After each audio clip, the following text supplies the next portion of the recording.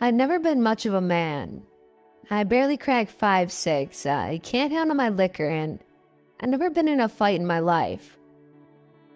But when Lainey got pregnant, I decided it was time for a change. I started working out. I learned how to change the oil and tires on the Buick, and I even got a pistol. I was going to protect them. Lainey and my unborn child both. Whatever it took. I could tell Lainey thought it was all a little silly, my newfound quest for manhood. It was easy for her to say. She was doing her part, carrying the burden of life inside of her. Well, all I could do was hold her hair in the early stages of pregnancy as she puked into the toilet, and sometimes I even messed that up. She seemed to think she could still do it all by herself, and she was probably right. When I brought home the gun, she was livid.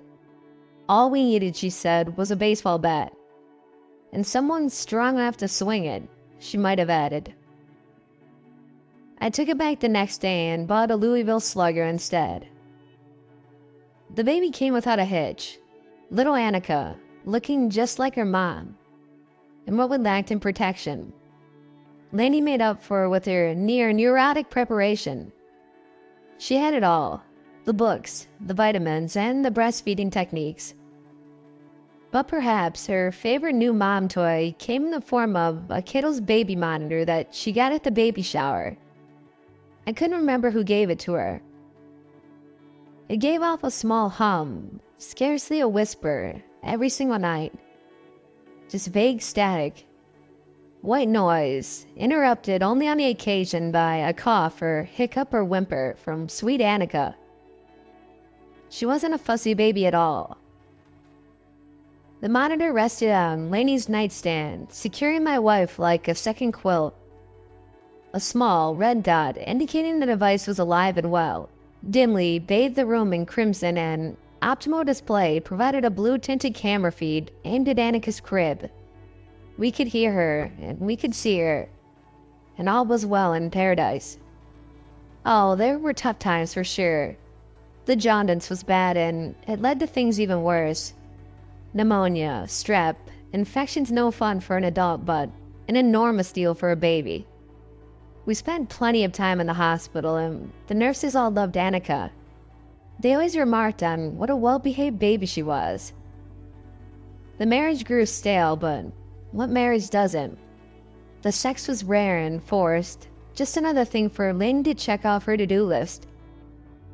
Was it ever really not that way, though?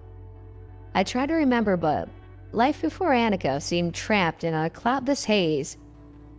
Becoming a father seemed to alter the very structure of my brain. The first year came and went, and the kiddo's baby monitor ran out of batteries, and we never bothered to replace them. Annika was crawling, then walking. The first words spoken at the dinner table, which Lainey and I were both there for, it was mango. The words kept coming: mommy, diaper, full.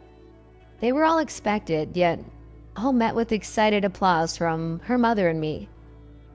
And then one day, while Lainey was at spinning class and I was doing the newspaper crossword on the couch, Annika piped up from her playpen with a word I did not expect. Father. I sat up, straining silently to listen, sure that I had misheard what she said. But then it came again, even clearer than before. Father. Most dads would have been thrilled, but I was confused and frankly a bit unnerved.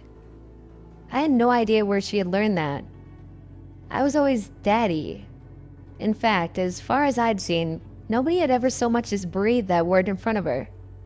Yet there she sat, squawking away, giving voice to a word uncomfortably formal as though it were the most natural thing in the world. Lainey didn't seem as interested as I did, and in fact, she seemed a little bit more miffed. Annika had been growing more distant from her lately. This was the age children usually clung tightest to their mothers, yet Annika seemed to have no such proclivity. One doctor theorized that Annika might have been having her needs met through another source. Did she have a stuffed animal she was particularly attached to? A blanket, maybe? but we could think of nothing.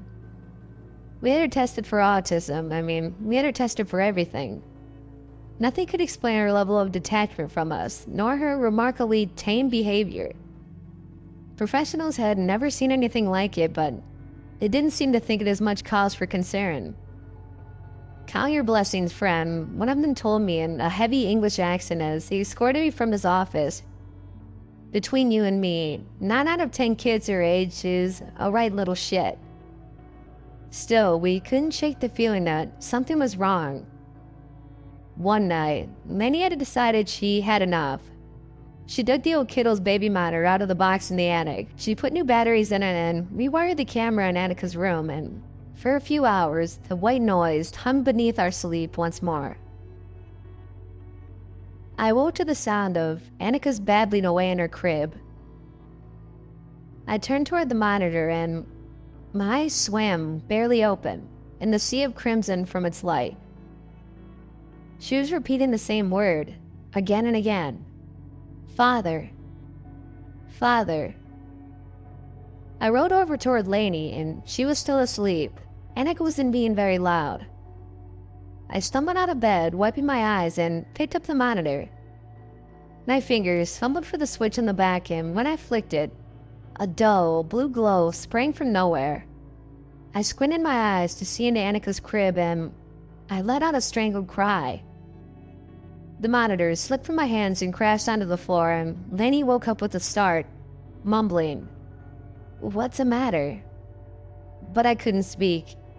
Someone was holding my daughter. Without a word, I ran into the hallway, not even bothering to grab the Louisville Slugger from the closet. The door to Annika's room was open, and my socks slid out from under me as I crashed into the wooden hallway floor as I reached it. And as I lay prone, I had a clear view into the bedroom. Annika sat up in her crib, crying wildly for a change, startled by the noise. Nobody was holding her. I swear to God, honey. But Lainey wasn't having it. The first night, we start using the monitor again, and it just happens to be the night an invisible man breaks into our house and leaves her placed all neat in her crib where he found her.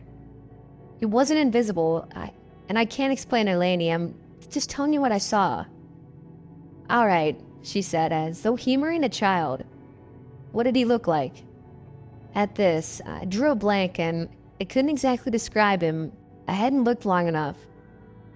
I felt that I had seen him before, though just somewhere. I felt that seeing him at all, even in a completely non-threatening context, would have made me deeply uncomfortable. But I didn't know how to explain this to Lainey, this vague recognition. So I just shrugged, and she scoffed. Jesus, what am I supposed to do with this? But the whole thing had her spooked, and I knew it. That night she told me, if you hear anything from the monitor, anything at all, you wake me up right away. And so I did. Father. Father. Lainey's voice rang out above the dead white noise. Lainey snatched the cooling monitor from her bedside table less than a second after I'd woken her. She sat up and flicked the switch. Lainey shrieked a horrible sobbing shriek. She flung the covers from her and leapt from her bed into one fluid motion, leaving the monitor face up on the sheet behind her. On it, I could see the man cradling Annika with a light bounce, more clearly this time. And in a flash, I knew exactly who he was, and this time I stayed right where I lay. It took Lainey a long time to calm down Annika. That scream had put a good scare into her, and I don't think Lainey even noticed that I never came in. By the time she got back into our bedroom, the lights were on, and I sat up on the bed. I spread out a couple of her old college photo albums. She walked into the room and stopped in her tracks. She looked at me, and at the albums, and then back at me. I think at that moment we both knew it was over. He wasn't in there, she said after a long pause. I know what you're thinking, but it wasn't him. Nobody was in there. Fine, I said, but he was on the monitor. You know he was on the monitor. Why, Lainey? She looked down at the albums, at the old picture from which Will Harding's dumb face grinned up at both of us, feigning innocence. Father, she looked at me, and the guilt shone in her eyes. Will's the father, not me. Will Harding. She started to cry, and I stood up and walked out of the room, pausing a few inches from her face to say softly, almost sweetly, "You're awful, you know that?" Then I left the house, and I never walked back inside. Lainey brought all my stuff to my new apartment a couple days later, and the divorce went through quickly. She didn't want it to, but she understood. She, of course, got custody of Annika, having the tremendous advantage of not only womanhood, but of actually being Annika's biological parent. And I didn't fight it. It's amazing how quickly I stopped loving both of them. Will Harding was a big, brash man. He had tattoos, muscles, and watched football and drank beer and got mean when he did. And that's why Lainey left him. After 2 passionate, terrible years. She once told me she married me because I was everything Will was not. But it wasn't long before she realized that, by the same token, Will was everything I was not. I guess old habits die hard, and after 3 months, Annika was born, and so did Will. He found out that Lainey had had a baby and came to the house. She shut him out, screaming at him that he wasn't the father, and he wasn't, but he knew, and she was lying.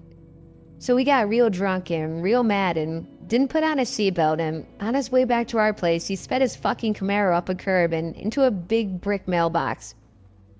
Lainey had went to his funeral when she told me that she was getting her teeth cleaned. She sent me a Christmas card last year, she and Annika smiling underneath the hearth in cheesy red sweaters, stockings hung on either side of them. I looked at the little girl that I used to call mine, now 7 years old, and I felt nothing. I wondered absently if I should feel guilty and if I had somehow failed as a dad. But those thoughts, often though they came, never lasted long. She didn't need another father, and she already had one. After all, she seemed to like him just fine.